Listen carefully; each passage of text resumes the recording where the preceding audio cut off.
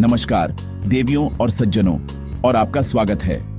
आज हम एक ऐसे सवाल पर बात करने वाले हैं जिसने सदियों से ह्यूमंसों को क्यूरियस किया है। चीजें नीचे क्यों गिरती हैं? ये एक सिंपल सवाल है, लीडकिन इसका जवाब हमें इतिहास, साइंस और इमेजिनेशन की जर्नी पर ले जाता है। आज हम ग्रेविटी को अंडरस्टूडने की जर्नी पर निकले हैं।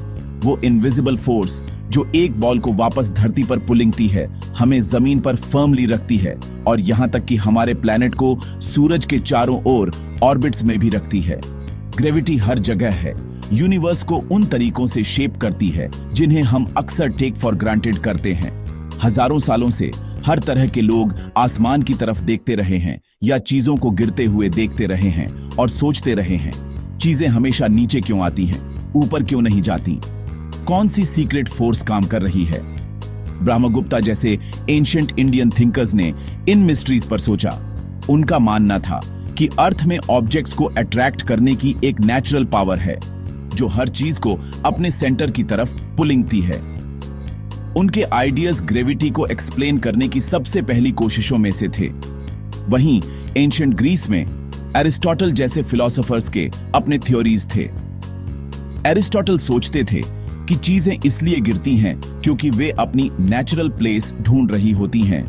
एक ऐसा कॉन्सेप्ट जिसने सदियों तक साइंटिफिक थॉट को शेप किया। बहुत टाइम तक लोगों का मानना था कि हेवंस और अर्थ बिल्कुल अलग रूल्स फॉलो करते हैं। स्टार्स और प्लैनेट्स परफेक्ट सर्कल्स में घूमते हुए माने जाते थे, जबकि अर्थ पर चीजें बस सीधी नीचे गिरती थीं। लीडकिन ये अर्ली आइडियाज ज्यादातर केयरफुल ऑब्जर्वेशन और लॉजिकल थिंकिंग पर बेस्ड थे, एक्सपेरिमेंट्स या साइंटिफिक टेस्टिंग पर नहीं। लोग देखते थे, सोचते थे और अपने थॉट्स लिखते थे, धीरे धीरे फ्यूचर डिस्कवरीज के लिए एक फाउंडेशन बनाते थे। उनकी क्यूरियोसिटी और क्वेश्चंस ने कई जनरेशंस के थिंकर्स को इंस्पायर किया। ये अर्ली थ्योरीज भले ही हमेशा सही नहीं थे, डिबेट्स को स्पार्क किया और दूसरों को बेहतर आंसर सर्चिंग के लिए एनकरेज किया। साइंटिफिक रेवोल्यूशन के लिए ग्राउंड वर्क तैयार किया। यूनिवर्स को अंडरस्टूडने के लिए एक ड्रामेटिक चेंज के लिए स्टेज तैयार था। एक ऐसा चेंज जो एक गिरते हुए सेब जैसी ऑर्डिनरी चीज से शुरू होगा। लीडकिन दुनिया को देखने का हमारा नजरिया हमेशा के लिए बदल देगा।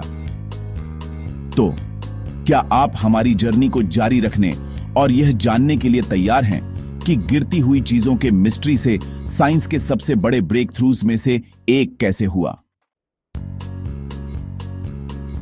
मिलिए आइजैक न्यूटन से, एक यंग मैन जो 1666 में प्लेग और अनसर्टेनिटी के टाइम में जी रहा था।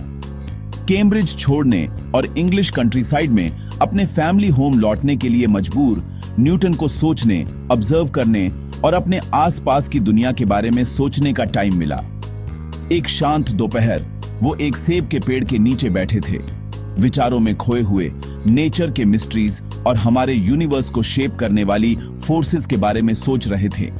अचानक एक सेब जमीन पर फैल। इस सिंपल इवेंट ने न्यूटन के दिमाग में एक गहरा सवाल पैदा किया।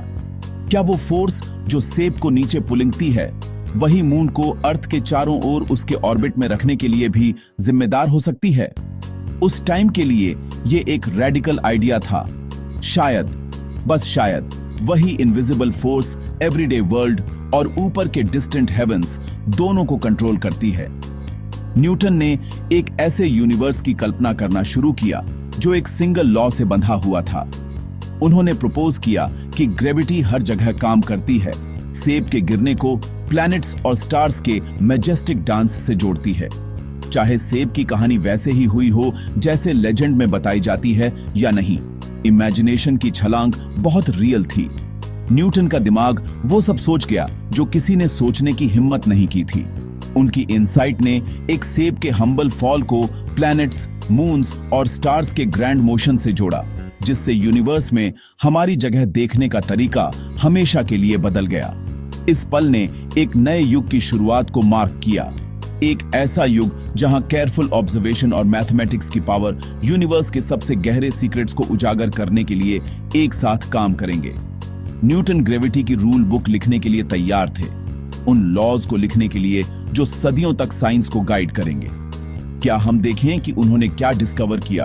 और उनके आइडियाज ने यूनिवर्स के बारे में हमारी अंडरस्टैंडिंग को हमेशा के लिए कैसे बदल दिया। न्यूटन ने अपनी थ्योरी को प्रूव करने के लिए सालों तक मैथ पर काम किया और इसी दौरान कैलकुलस को इन्वेंट किया। 1687 में उन्होंने प्रिंसिपिया पब्लिश की, जिसमें लॉ ऑफ यूनिवर्सल ग्रेविटेशन को इंट्रोड्यूस किया गया। हर ऑब्जेक्ट दूसरे ऑब्जेक्ट को अट्रैक्ट करता है, जिसमें बड़े मैसेस के लिए फोर्स ज्यादा स्ट्रांग होती है और डिस्टेंस बढ़ने के साथ कमजोर होती जाती है। यह लॉ गिरते हुए एपोलो, प्लैनेटरी ऑर्बिट्स और बहुत कुछ को एक्सप्लेन करता था। न्यूटन ने शोविंग किया कि यूनिवर्स एक ग्रैंड प्रिडिक्टेबल मशीन है, एक कॉस्मिक क्लॉकवर्क। पहली बार इंसान मैथ के साथ प्लैनेट्स और कॉमेट्स के मोशंस को प्रिडिक्ट कर सकते थे। यूनिवर्स अब नोएबल हो गया था, रीजन और ऑब्जर्वेशन से कंट्रोल होता था। बट क्या यह फाइनल आंसर है? चलो पता करते हैं। सदियों तक न्यूटन का ग्रेविटी का लॉ यूनिवर्स को अंडरस्टूडने का हमारा फाउंडेशन था। इसने प्लैनेट्स और गिरते हुए एपोलो के मोशन को एक्सप्लेन किया और साइंटिस्ट्स के कॉस्मोस के बारे में सोचने के तरीके को शेप किया। लीडकिन जैसे जैसे हमारा नॉलेज बढ़ा, कमियां आने लगी। न्यूटन के आइडियाज सब कुछ एक्सप्लेन नहीं कर पाए, खासकर जब यूनिवर्स में सबसे एक्सट्रीम फिनोमेना की बात आई। मिलिए एल्बर्ट आइंस्टाइन से, एक रिवोल्यूशनरी थिंकर जिन्होंने एक गहरा सवाल पूछने की हिम्मत की। ग्रेविटी असल में कैसे काम करती है? गहरे में इसकी रियली नेचर क्या है? 1915 में आइंस्टाइन ने एक रेडिकल नया आइडिया इंट्रोड्यूस किया। उन्होंने प्रपोज किया कि स्पेस और टाइम अलग नहीं है, बल्कि वे एक single 4 dimensional fabric space time बनाते हैं। इस कॉन्सेप्ट ने रियलिटी के बारे में हमारा नजरिया हमेशा के लिए बदल दिया। स्टार्स और प्लैनेट्स जैसे मैसिव ऑब्जेक्ट्स स्पेस टाइम में बस बैठे नहीं रहते, वे इस फैब्रिक को बेंड और वॉर्प करते हैं, इनविजिबल कर्व्स और डिप्स बनाते हैं जिन्हें दूसरे ऑब्जेक्ट्स को फॉलो करना पड़ता है। आइंस्टाइन को समझ आया कि ग्रेविटी दूर से पुलिंगने वाली एक मिस्टीरियस फोर्स नहीं है, बल्कि यह कर्व्ड स्पेस टाइम का रिजल्ट है जो इसके अंदर हर चीज के पाथ्स को गाइड करता है। जैसे अर्थ सूरज के चारों ओर इसलिए ऑर्बिट नहीं करती क्योंकि उसे एक इनविजिबल हाथ खींच रहा है, बल्कि इसलिए क्योंकि वह खुद स्पेस टाइम के फैब्रिक में नेचुरल कर्व्स को फॉलो कर रही है। आइंस्टाइन की थ्योरी इससे भी आगे निकल गई। इसने प्रिडिक्ट किया कि ग्रेविटी लाइट बीम्स को बेंड कर सकती है और मैसिव ऑब्जेक्ट्स के पास टाइम खुद स्लो हो जाएगा। ऐसे इफेक्ट्स जो उस टाइम लगभग अनबिलीवेबल लगते थे। ये बोल्ड, एक्स्ट्रॉर्डिनरी क्लेम्स थे और उन्हें साइंटिफिक कम्युनिटी से रिगरस प्रूफ की जरूरत थी। आइंस्टाइन की विजन ने ग्रेविटी को ज्योमेट्री की ही एक प्रॉपर्टी के रूप में रीडिफाइन किया, न कि खाली स्पेस में काम करने वाली एक फोर्स के रूप में। लीडकिन, क्या यह रेवोल्यूशनरी नया आइडिया अल्टीमेट टेस्ट, एक्सपेरिमेंट और ऑब्जर्वेशन पर खरा उतर पाएगा? आइंस्टाइन की थ्योरी को 1919 के सोलर इक्लिप्स के दौरान टेस्ट किया गया था। एस्ट्रोनॉमर्स ने सूरज के चारों ओर स्टारलाइट को बेंड होते हुए देखा, ठीक वैसे ही जैसे आइंस्टाइन ने प्रिडिक्ट किया था। न्यूटन की थ्योरी से ट्वाइस दुनिया हैरान थी। आइंस्टाइन की ग्रेविटी रियल थी। उनके इक्वेशंस ने मर्क्यूरी के शिफ्टिंग ऑर्बिट को भी एक्सप्लेन किया, जिसे न्यूटन के लॉज एक्सप्लेन नहीं कर पाए थे। जनरल रिलेटिविटी मैसिव ऑब्जेक्ट्स और हाई स्पीड्स के लिए ग्रेविटी का हमारा सबसे अच्छा डिस्क्रिप्शन बन गया। न्यूटन के लॉज अभी भी एवरीडे लाइफ के लिए काम करते हैं। लीडकिन एक्सट्रीम्स के लिए आइंस्टाइन के लॉज की जरूरत होती है। ग्रेविटी को अब स्पेस और टाइम के वॉर्पिंग के रूप में देखा गया। यूनिवर्स पहले से कहीं ज्यादा स्ट्रेंज और वंडरफुल था। लीडकिन ग्रेविटी की कहानी यहीं खत्म नहीं होती।